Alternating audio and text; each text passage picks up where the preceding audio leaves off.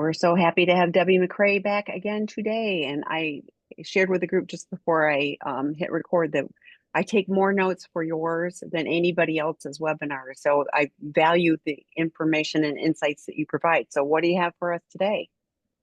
Well, today we have holidays approaching, and so I'm kind of circling back around and doing a new improved version of what I've shared in the past. And we're going to talk about formulating an intentional holiday self-care plan. Holidays and triggers are going to go hand in hand. And what I often see come into my office is that the betrayed partners are more likely to be triggered around certain days or events that happen throughout the year. So, for example, it could be birthdays, it could be a wedding anniversary, it could be the day you met, it could be children's birthdays, and especially around the holidays. So, they will come in to my office very dysregulated, feeling very, very out of control because they just don't recognize up to that point that those days make us more vulnerable as betrayed partners. And yes, we are prone to more triggers, especially in those early days, the early months, and even that first year of working on healing from our betrayal. So, what is a trigger? Because I oftentimes have betrayed partners come in and they feel really guilty or they feel a lot of shame around the triggers that they're having. Well, a trigger is an emotional, environmental, sensory, or situational stimuli that can elicit a trauma response. So, what do we mean by having a trauma response? We mean at that moment, whatever happens, the brain just feels like there's danger, it detects danger, and we no longer can stay prefrontal. And so the brain's going to go to the mid back part of the brain. We go into the limbic region. So now I'm in that survival part of my brain, and I'm in fight, flight, and freeze instantly. And typically, the betrayed partner goes into this type of a trauma response because there's some kind of distress that's related to their betraying partner. When this happens, it sets in motion the fear cycle that we've talked about in the past. We talked about all of those obsessive thoughts that occur. It takes us down all of our stories and down the rabbit hole. And what I want the betrayed partners to understand is, and that is that the exposure to the triggers is not your fault. You need to understand that your brain is trying to keep you safe. These usually happen unsolicited and without warning. So when it happens, the betrayed partner's feeling out of control, they act dysregulated, and oftentimes it brings up really strong emotions. And we can have emotions along a big, huge, wide range from rage all the way down to the silent treatment, and it doesn't feel good. As a result, the betrayed partner, in order to feel better, might go into some safety seeking behaviors. We'll talk about that a little bit in a little bit. And they're trying to make sure that the situation's safe, their partner's safe, only to find that it's adding to the dysregulation they're already experiencing. So they can get stuck in these trauma responses. And it really ruins the event. It ruins the holidays. So we're going to talk today about why it's really important to be very intentional with your holiday plan.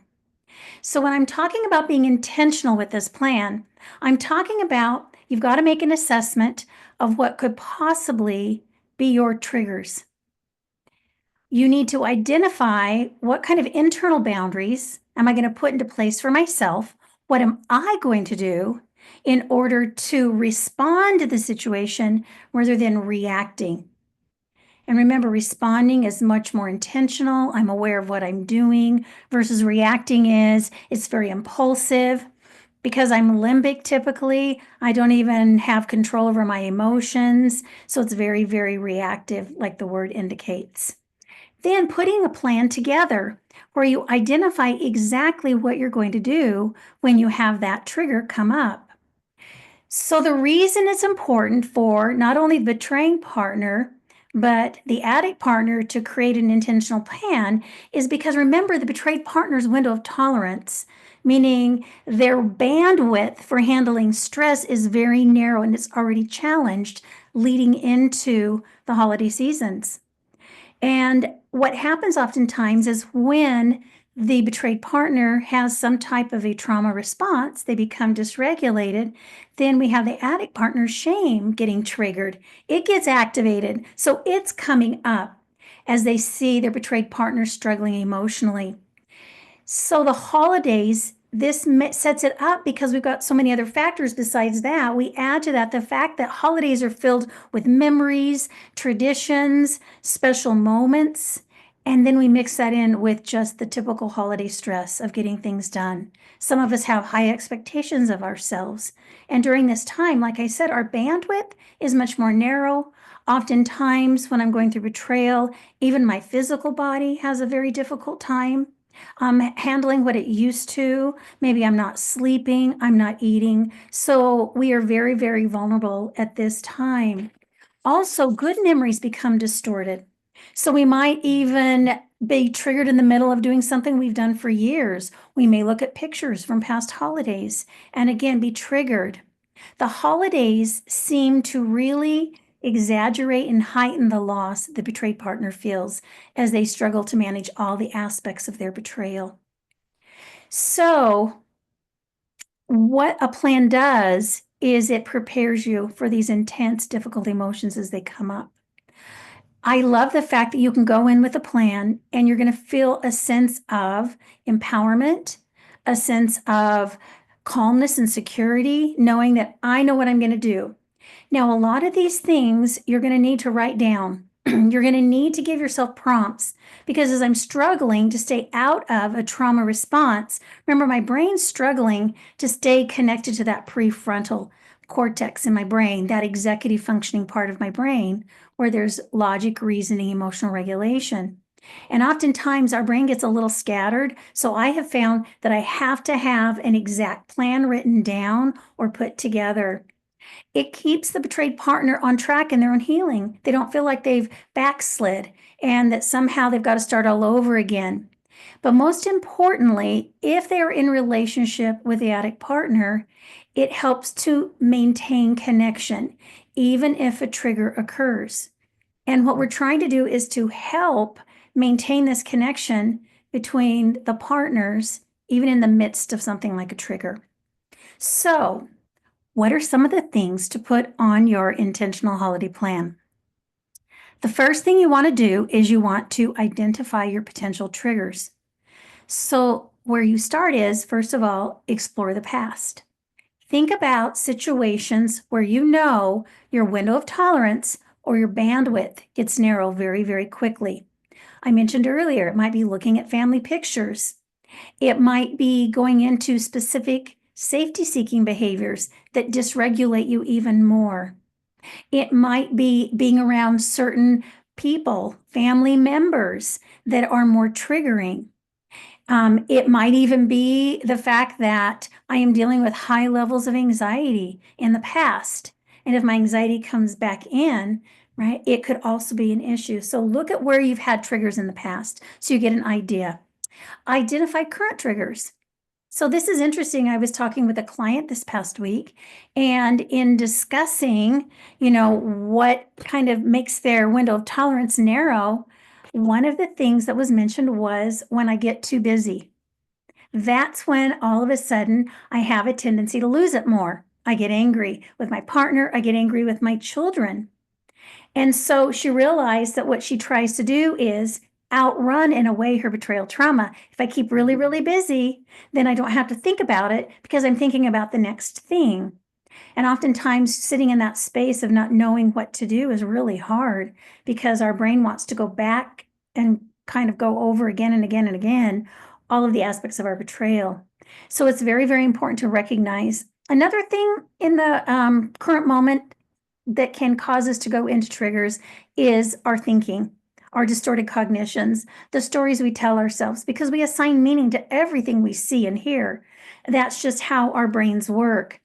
And it's really important that in those triggers that you stop yourself, do some thought stopping exercise, doing a journal dump, telling yourself you're not going to go there, doing some kind of healthy distractive activity, anything like that, but to get out of the stories you're currently in.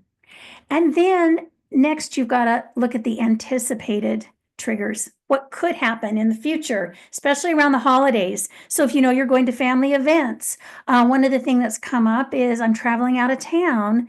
My betrayed partner and I have been living in separate rooms of the house. We're going to visit family, and what do we do? So we've got to come up with how do we create safety? In this case, family doesn't know that there's been the betrayal. And so we're going into a situation that's going to be really, really difficult. It might be difficult, like I said, to be around certain people. So how do I limit my time? Do I even go to certain events at this point in time? Do I put myself first and just bow out graciously and just say that, and with your addict partner's support, you can step away and go do the self-care you need. It's really important that you understand that the stress of the holidays is already triggering for many of us who carry a lot of responsibilities. So when we're going through betrayal, it's even, more difficult. And we want to be very, very intentional in identifying how I typically, when I get triggered, where I go and what I do. It's important to discuss this plan with your betraying partner. If you're not in relationship with your betraying partner, then find an accountability person. Maybe someone who's experienced betrayal and has done their healing work. So you could go into your group, you could talk to your therapist, your 12-step group, wherever you find people who have experience and are doing their healing work. What a great resource. Also, it's really important that we have the betraying partner on board. And so that's why I think it's really important to share all the aspects of this plan. And we're going to talk about that as we talk about some of the other things. Idea number 2 is identify what you will do to center and ground yourself when you're triggered. So there's so many effective breathing patterns. What I find though is with my clients that come in is everybody's different. Everybody responds differently to a breathing pattern or a breathing style or a breathing therapeutic technique. Some people love the slow, deep belling of box breathing, where you're breathing into the count of 4 slowly, holding your breath for 4 to the count of slow 4, exhaling to the count of 4 slowly, and then holding your breath again to the count of 4 slowly. Some people love the 4-7-8 breathing, where I breathe in quickly through my nose to the count of 4. I breathe out through my mouth slowly to the count of 7, and then I hold my breath to the count of 8. The beautiful thing about counting is a technique that reconnects us to prefrontal cortex. So that's a very, very good thing to do when we're breathing, is the counting part of it. Sometimes just a nice big deep breath in through the nose and out through the mouth, and doing that 3 or 4 times will help release any anxiety or tension that's building up in your body. You need to slow down and connect with your body when you become triggered.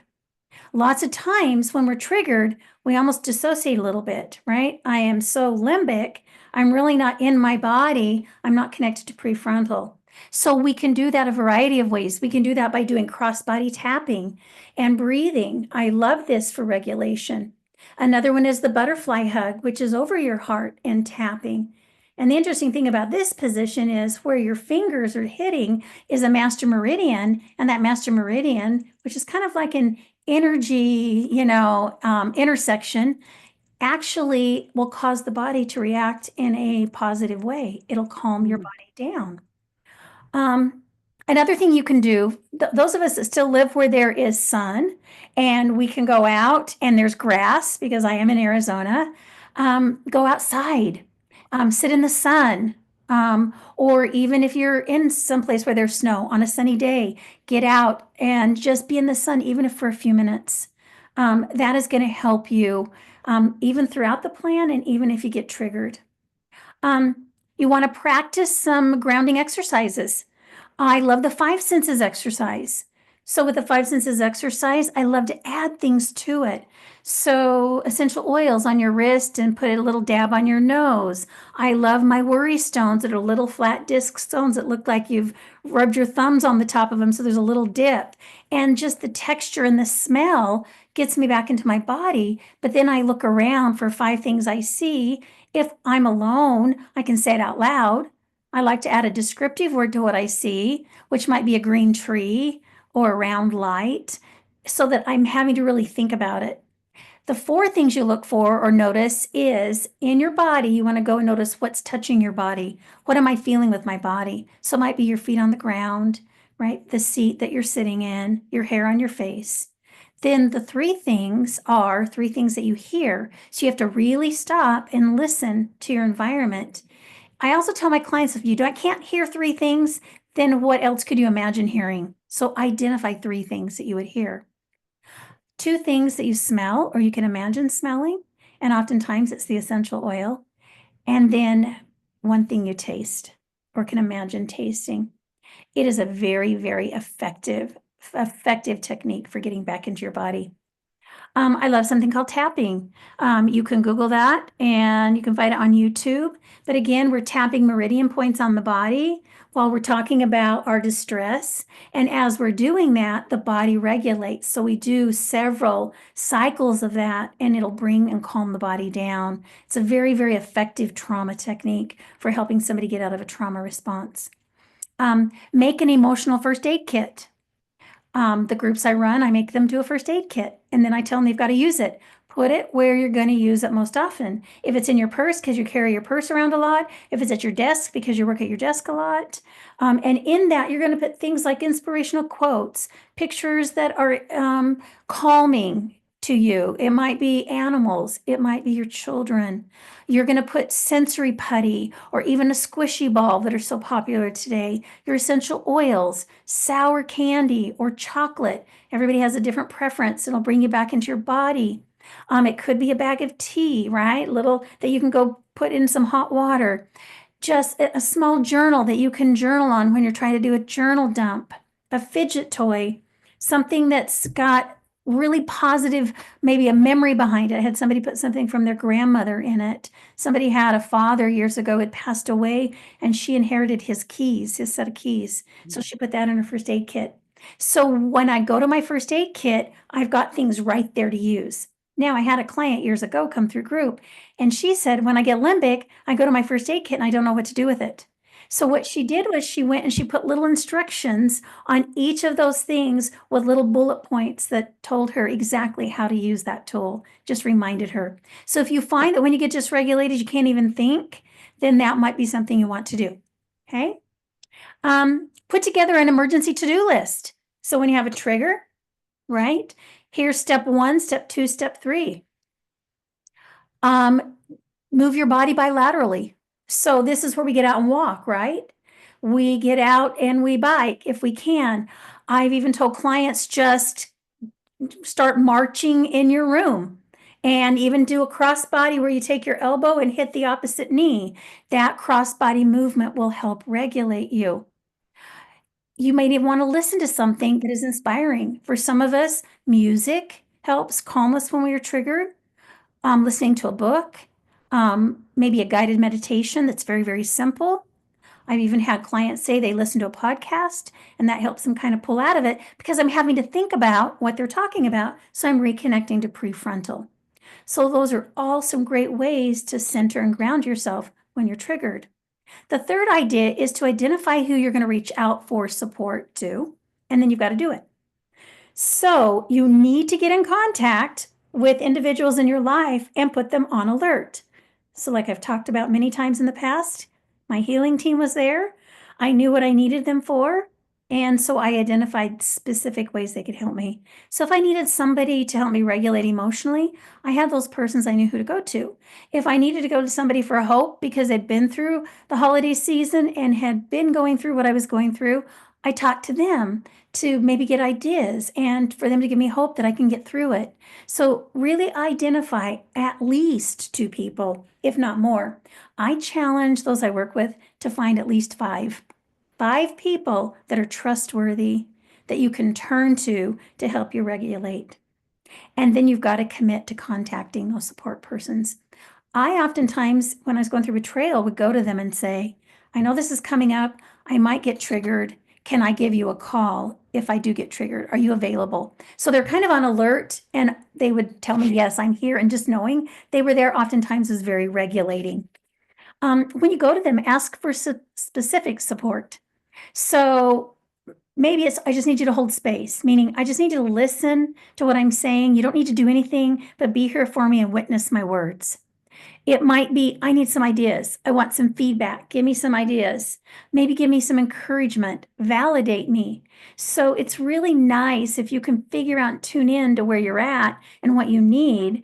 Now, that's where it's so good to go back to that first thing I talked about, which was identifying your triggers and knowing what you need when you're triggered in that moment from somebody else would be a great way to then know what you're going to tell your support people to do for you when you're in the middle of a trigger. Make sure you're reaching out.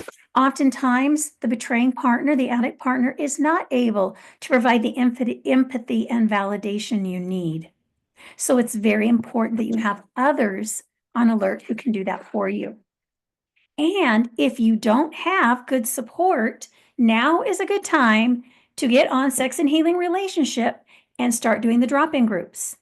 That is so, so helpful. And I know Tammy will put some of that information in the chat for us. So idea number 4 is be aware of your safety-seeking behaviors and avoid the impulse to safety seek. So remember, safety-seeking behaviors are the behaviors that betrayed partners go to when they're trying to figure out if the betraying partner is safe and secure. So I'm going to go into these behaviors that I might be gathering information, looking for information. I might even get angry because I'm trying to be heard. But we're doing that because we want to know that you're safe to connect to. The problem is safety seeking is kind of on a spectrum, a continuum, and we have the unhealthy at one end and the safe or the healthier ones at the other end. And so we've got to be aware of what we're doing. Typically, if it's unhealthy safety seeking, it's done in secrecy. You have shame when you do it. You feel like you're out of control, even though you're trying to become in control. It usually makes you feel worse than better. You get dysregulated. You do not regulate. So instead of doing that type of safety seeking, go do self-care.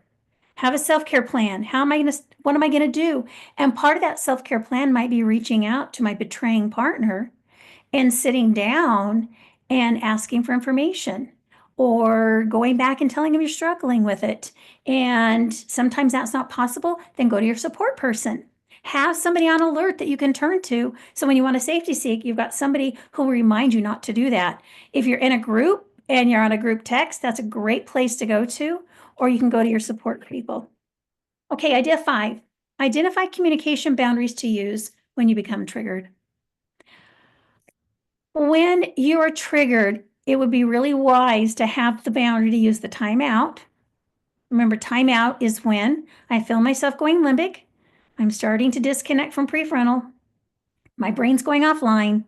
So I call a pause to the conversation, if that's what's triggered me. And then we take time apart to regulate, and then we come back. The person calling the timeout must come back to the conversation and re-engage with the other person within 24 hours. I like, when we do a timeout, to actually say, I need to take a pause. I feel myself getting emotional. I need at least an hour, and I will check in with you in an hour. Or can we get back together after dinner? Or let's do it in the morning before you go to work, after the kids go to school. So come up with a time to come together is really helpful when you take that time out. I like to come back with a 4-part talking boundary when the timeout. It helps you kind of organize your thoughts and what's going on. Because remember, when we get triggered, it's because we've seen something, we've heard something, maybe we've even smelled something. And so with a 4-part talking boundary, the first thing you do is share the data, what I saw and what I heard. So what was it that caused the trigger? And then share 2, or step 2 is, here is my thinking about this. Here's the story I went into. This is how I interpreted the data. And then you're going to share part 3 is the emotion. Here's how it made me feel. And then step 4, you're going to share what your need is or what the boundary is. So it's very, very important to understand. Again, if you've got an intentional self-care plan, you can go back to what it is you need right off that plan. Another thing I like is a fair fighting agreement in place. We know holidays are hard. A fair fighting agreement or even an agreement around discussions. Basically, it's we're going to come together well fed, well rested. We're going to take a time out if either one of us gets dysregulated. We're not going to use shaming language. We're not going to have hard discussions at, anytime after 9 p.m. Just so think about all those things that when you come together to have a discussion, it's going to set you up for it being successful. Very, very important. Another thing to put boundaries around is questions. So a lot of questions might come up. So doing it at a certain time, maybe putting the questions together over the course of, every couple of days we sit down if you're in that stage where there's a lot of questions, but just being sure that you're monitoring how you're doing internally so you're not making yourself more triggered, limiting conversation times, maybe going into couples therapy and doing the questions during times of, intense stress like the holidays. So be very intentional on that. Okay, idea 7. Share your safety needs and make a request for change in behaviors to your betraying partner, your addict partner, if necessary. That's why it's so important to sit down and talk about this together. And I like the idea. And again, this doesn't happen in every case, but if you have the opportunity to sit down with the betraying partner and put the plan together.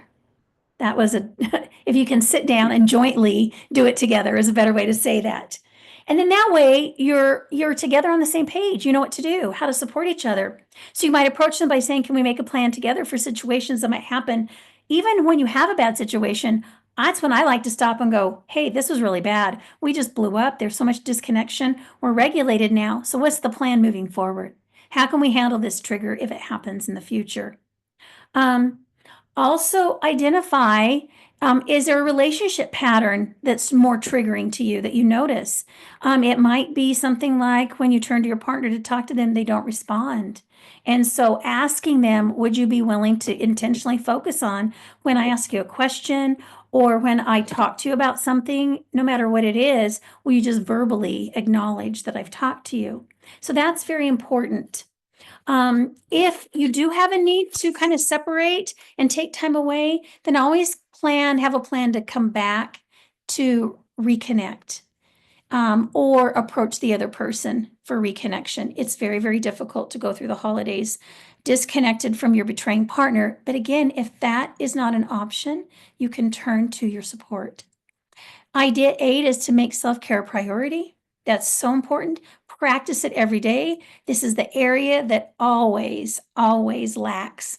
When holidays come up and I see that clients are getting triggered, it's important that you have activities every day that bring you back into your body that are soothing and calming. Routines change during the holidays. You may travel, you may not get as much sleep, but your self-care needs to remain consistent.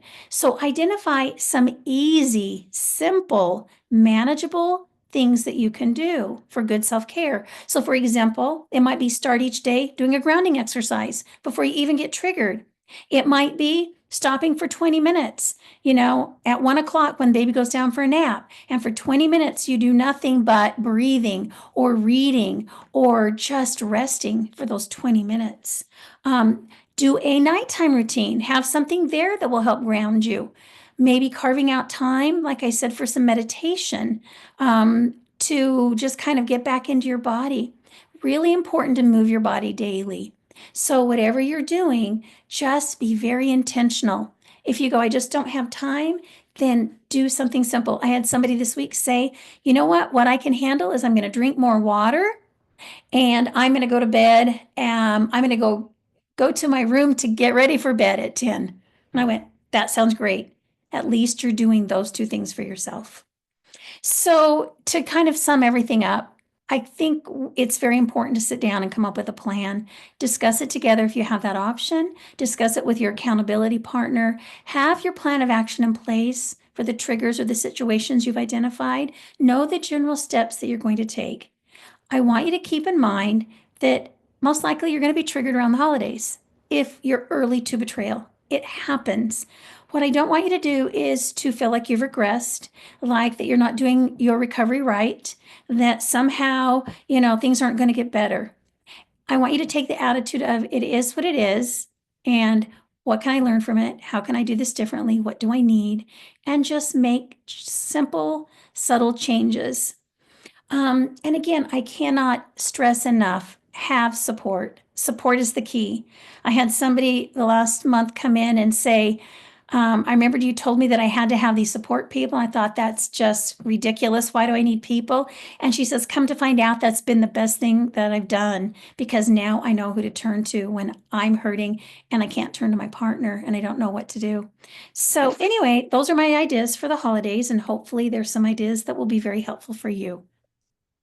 Lots of great information. Again, we welcome your questions, but like I've got a couple questions. Like you talked about if we're traveling together and we have been staying in separate bedrooms and now we're going to someone's home and we don't tell them, what are some practical things that we can do to navigate that?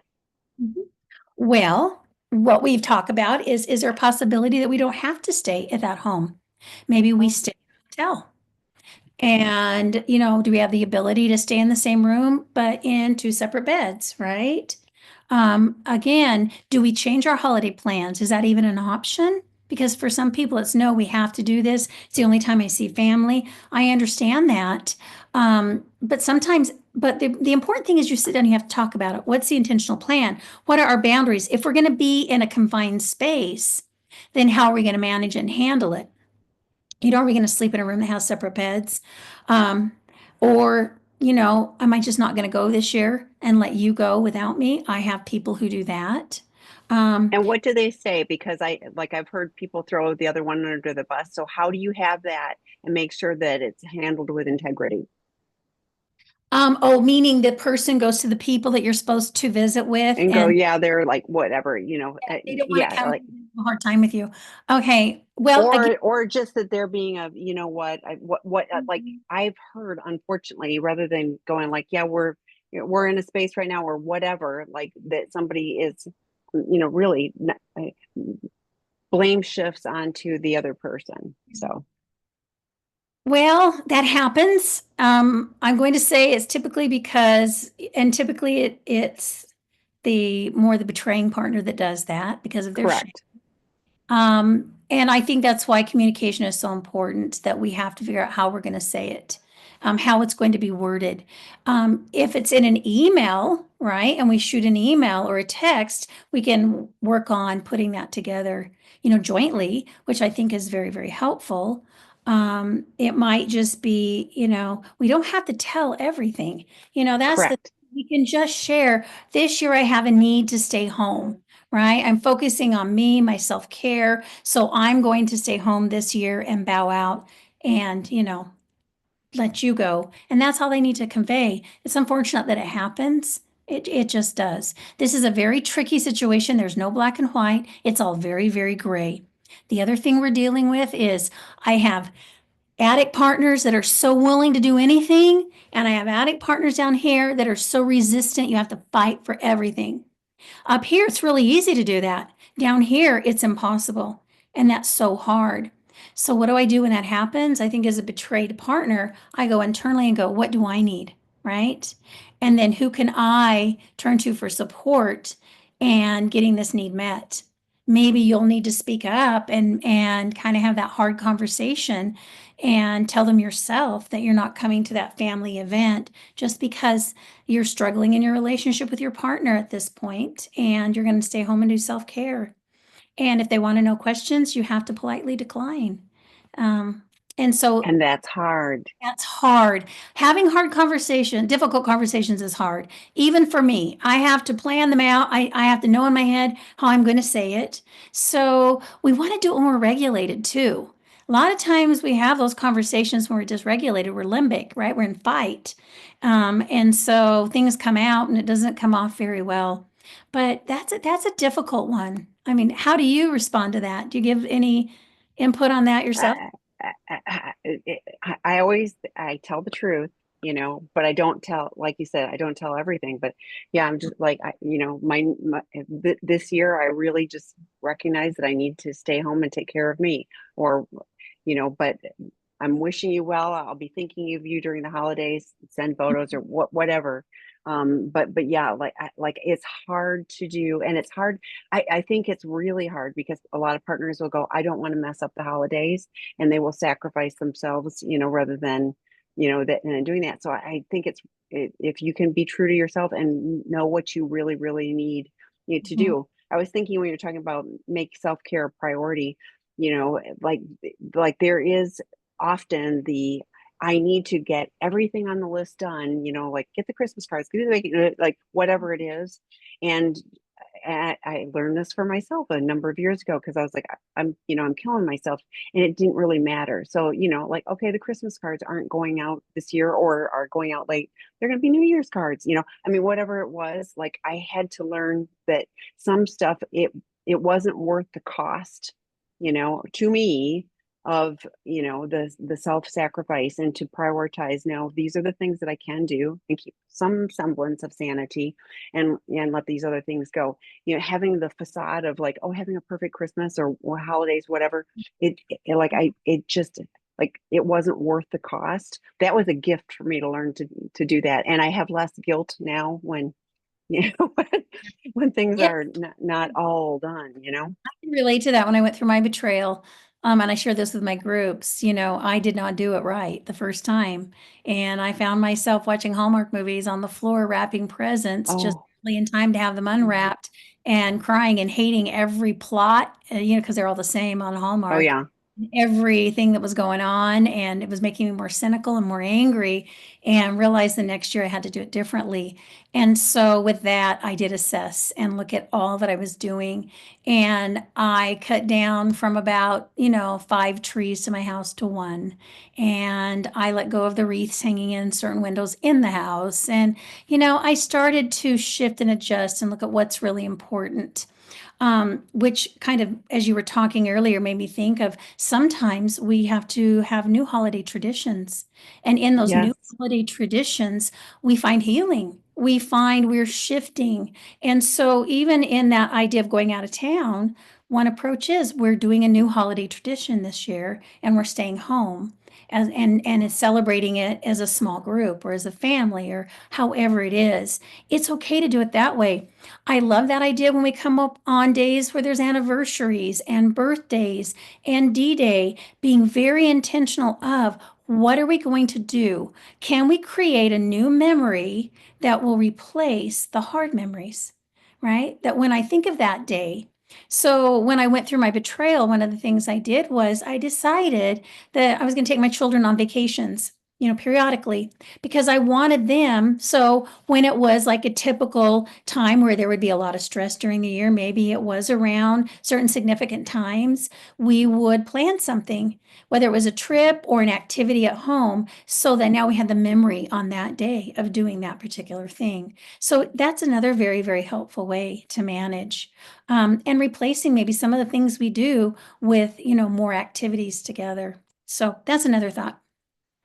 I really liked your concept, like with a willing partner, to sit down and do a joint plan, because I thought, both of you are going to get triggered. Like this is, and so to have that conversation of what possible triggers. And I was talking to somebody earlier today, and I was like, you will never know the land minefield of all the possible triggers, because you just don't know what's going to pop in. Like you can have some idea of some of these things will be, these are knowns, and then there's something that comes out of you, comes at you from like out of the blue. And to have a plan, and I love that, they had the instructions in the emergency kit, because I open up the kit and I don't even, it's all Greek, so having the plan, I find, having touchstone things like you talked about your worry beads, I love that, having something where it's I can touch it, and or like I have post-it notes everywhere, and like I'll have a post-it note on my phone to remind me not to go look at my phone first thing in the morning. I had to do that for a while. Now I've got my meditations, but otherwise I was like looking at my work phone on first thing in the morning. Guess what? That's a really bad way to start my day. And so I had to have a post-it note. No meditation, then you can, like, whatever it is, that will help shift and remind us of what we really need to do self-care, even in a really busy holiday season. We would love questions, by the way. Please type them in the Q&A if you've got something that you'd like to ask Debbie. Well, and on the self-care too, we can even include if we've got children, we can include friends. You know, we can go out and walk with a friend if that's doable, even if it's at the mall, and you've got weather outside that you can't walk outside. But those types of things include connection in your self-care is very, very important.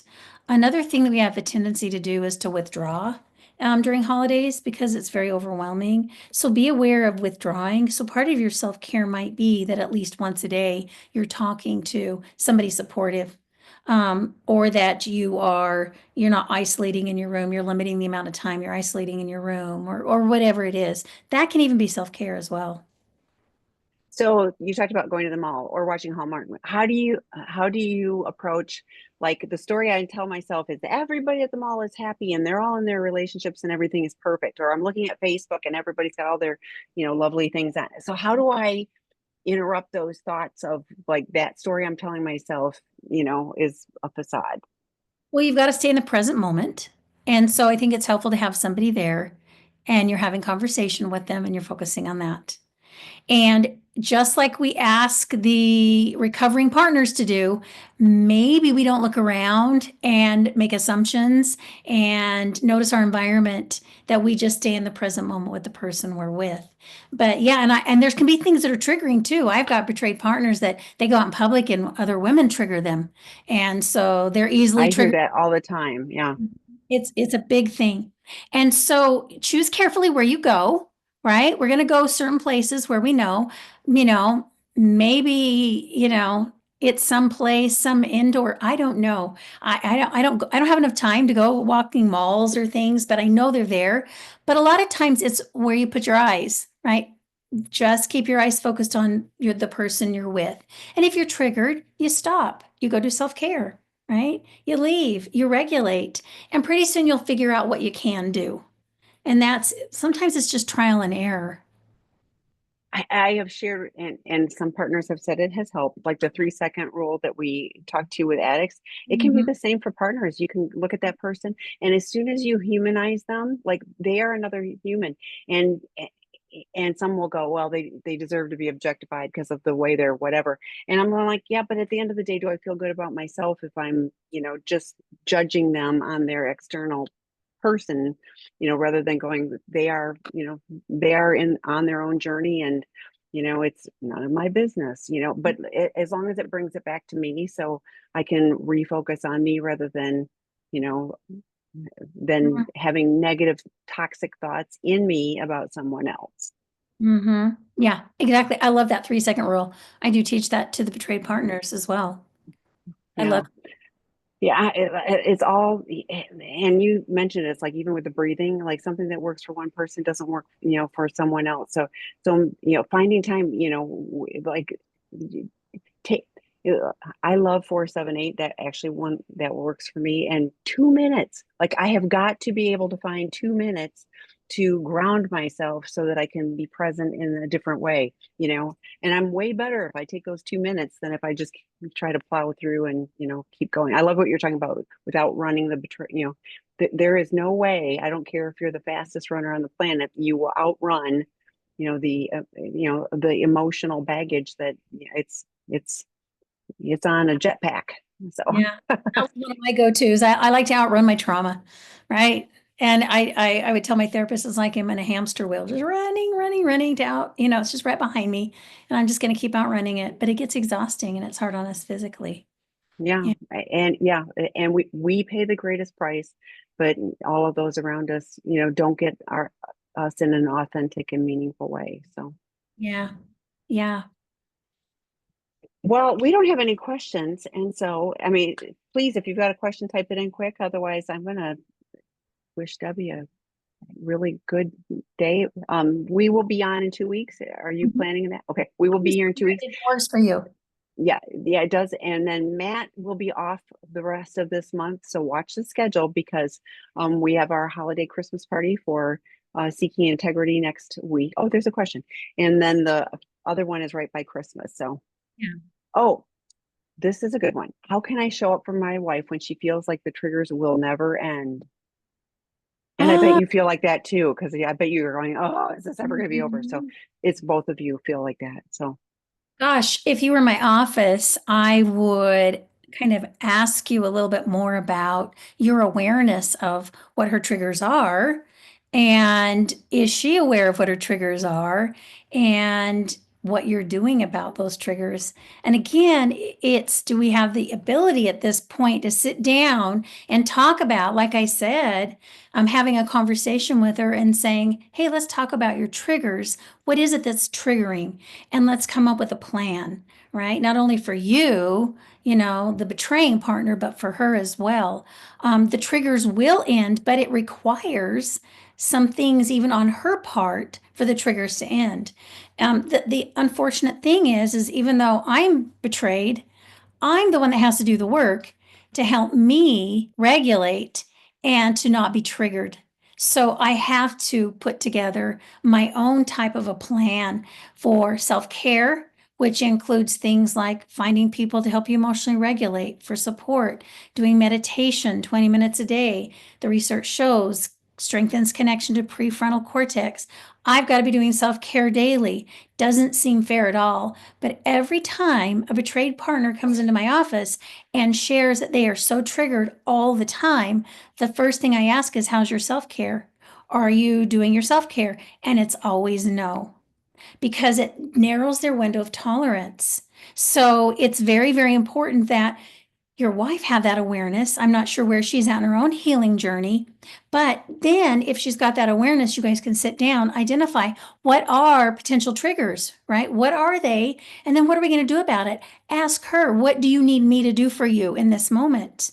Right? If she can't come up with it, then maybe you come up with some ideas. If you don't have ideas, then go to your sponsor, go to your groups, research ideas on how you can support your partner when they're having a trigger. That's very, very important. Some partners need to be left alone. They want distance, right? Some partners want you just to sit there. Some partners want you to say, are you okay? And put a hand on your arm. So everybody's unique. So if she's willing to sit down, talk about potential triggers, and what are we going to do about it? How can I support you? What are your needs? If she doesn't know, then invite her to kind of think about it. Can she come up with 2 or 3 things that when she's triggered, you might help her with? Again, we have to, in the very early days, we have to thought stop. We have to use the 3-second rule. We have to use the stop sign in our head. We have to do all sorts of things like that to redirect the brain. Because the brain has that negative bias, the brain wants to take us to really dark, bad, hard places. Because the brain is got that negative bias to keep us alive. And it's the bad things that are dangerous and that threaten life. And so, again, with the betrayed partner, they've got to recognize when they're going into their stories and how do I get out of it.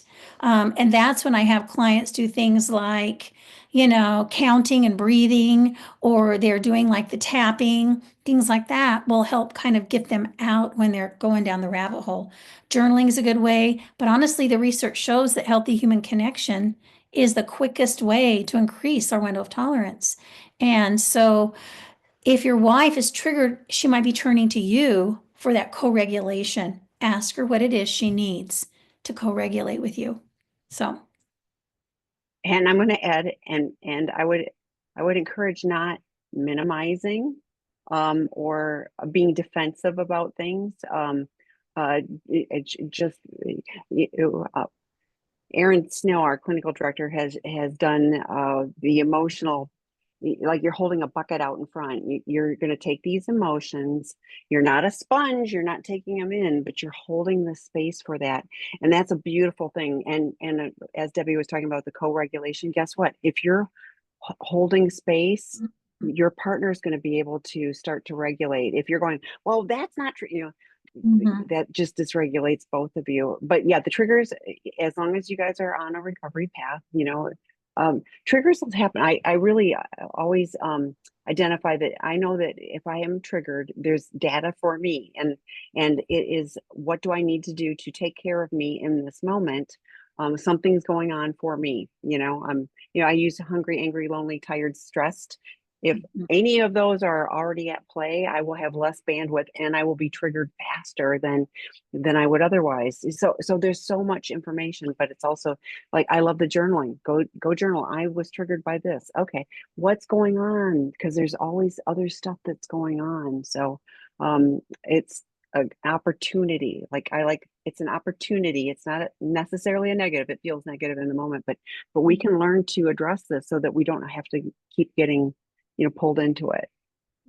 In Practicing Prodependence, that Dr. Rob and Kim Buck wrote, there is something in there called the Shame Prevention Plan. And the Shame Prevention Plan has literally step by step, here's what triggered me, here's the emotions, here's my, shame-based belief.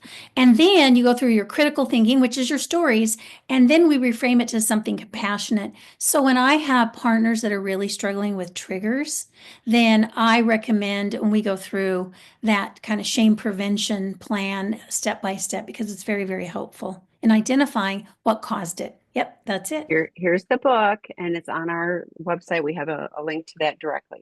Yes, and the exercises in the back of the book, you'll see lots of different exercises. But I really like that one when I keep getting triggered over and over again.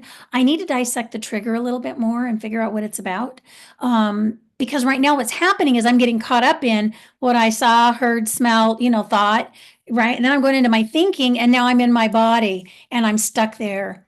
So when I sit and kind of identify, okay, here was what triggered me, here was this, the incident, and here's what activated me, triggered me, and here's what I'm telling myself about me, and it's negative, and here's my thoughts. Now I'm really getting an awareness of what I do because we repeat typically the same thing, the same stories. So then I can catch myself quicker and get out of it. And self-compassion is such a great way to get out of it. Gratitude and self-compassion. I agree. Okay, the next one. I can keep trauma at bay for a few days, but eventually I need to cry it out. Is crying necessary to healing? Well, if it will make you any better, my betrayal trauma went on for a long time, and I cried every day for at least 3 years, I would say. Oh, And wow. it was a lot. I felt like every day there was some tears in some form, whether it was teary eyes or it was a full blown, lots and lots of Mm. tears.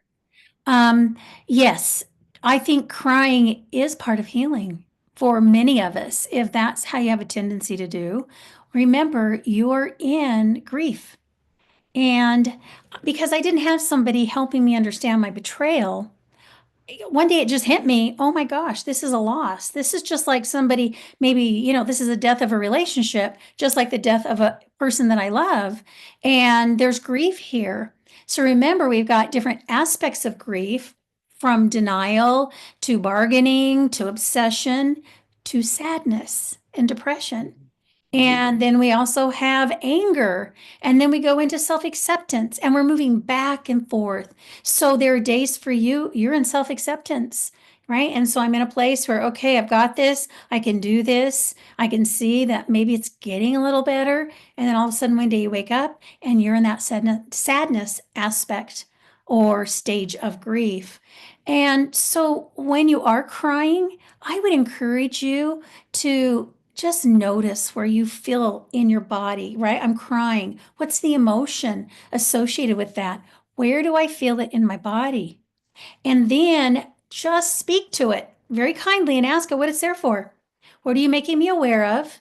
Right? And start just when we recognize things, I tell my clients, when we shine a light on it, all of a sudden it diminishes in strength, right? Or in the power it has over us once we start to recognize things, and then we can start to heal it. So ask it what it's there for. What does it want to help you with? And then what I also like to do is when I'm having a distressing emotion, is sometimes just let yourself cry and think of it as a release, right? Just let it move through your body. They've done research on emotions and we resist hard emotions. We just do. We don't like to feel it. Our brain wants to feel good. It doesn't want us to feel bad. And so we resist it rather than embracing it. And if we embrace the emotion lots of times, within about 90 seconds, that emotion works its way through our body. But I like to learn from my emotions. I wasn't taught growing up about emotions and what to do with them. And, certain emotions were bad and, I didn't know. So hopefully that's helpful.